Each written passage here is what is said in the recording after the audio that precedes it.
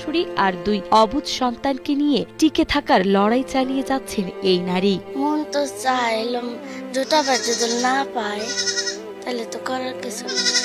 চাউল ভাজা কাঁচামরিচ এলে দিই, আজ তো এলে জুড়ছে, আবার কোনোদিন এলেও পাইনি।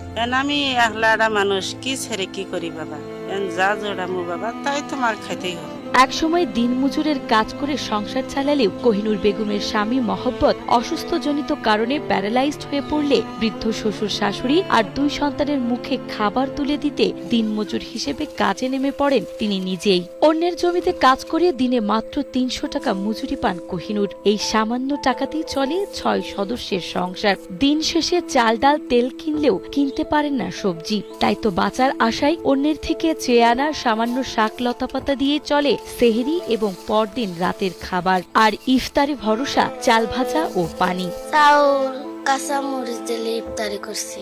এখন আমি একলা একদিনের ইফতারিতে অনেকেই খরচ করেন 1000 থেকে লাখ